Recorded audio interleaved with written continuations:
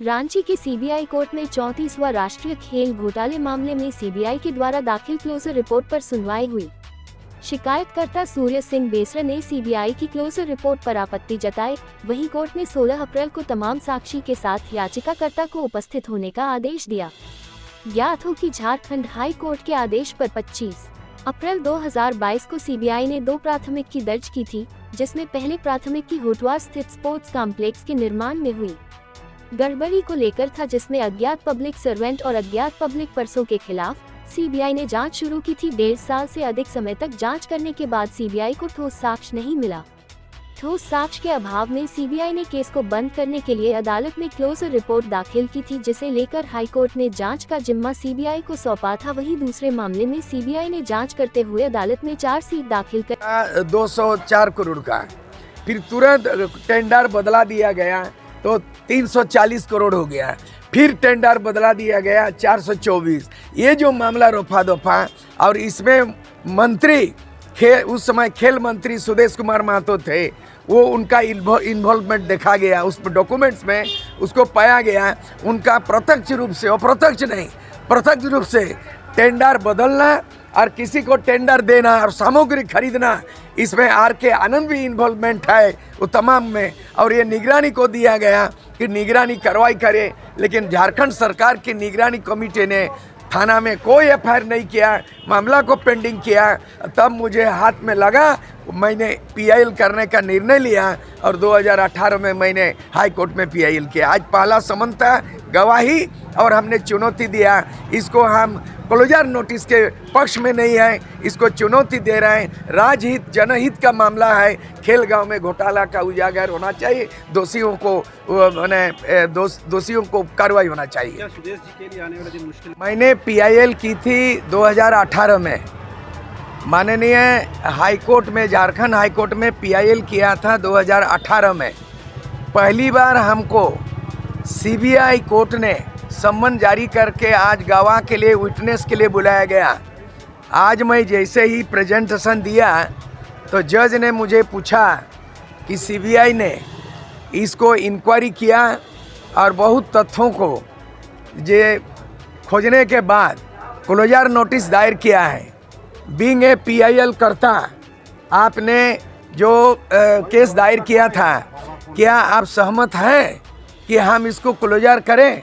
तो हमने आपत्ति जताया कि मैं चुनौती देता हूं सर, क्योंकि ये खेल गांव का घोटाला 424 करोड़ का मामला है और ये मामला 2008 से है, और ये विधानसभा की विशेष समिति बनी थी।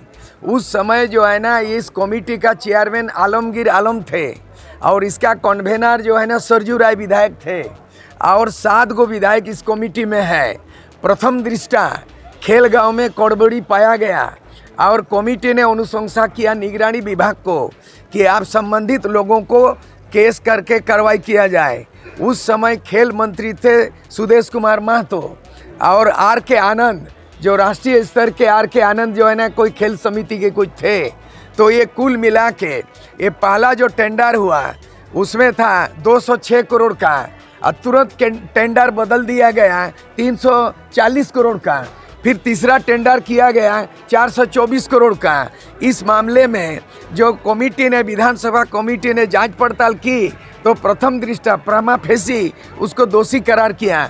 मैं आज ताजुब हो गया कि समन जारी किया गवाह देने के लिए, और जज साहब ने पूछा कि क्लोजर नोटिस ये हुआ है, सबमिट हुआ है सीबीआई की ओर से, आपको कुछ कहना है? हमने बोला मुझे आपत्ति करना है और चैलेंज लेना है।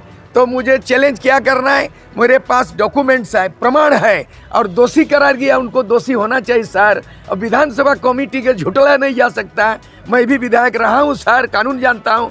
तो बोला अगला डेट में आप तमाम तथ्यों को लेके, प्रमाण लेके आइए। तो 16 अप्रैल को मुकर्रर किया गया तारीख।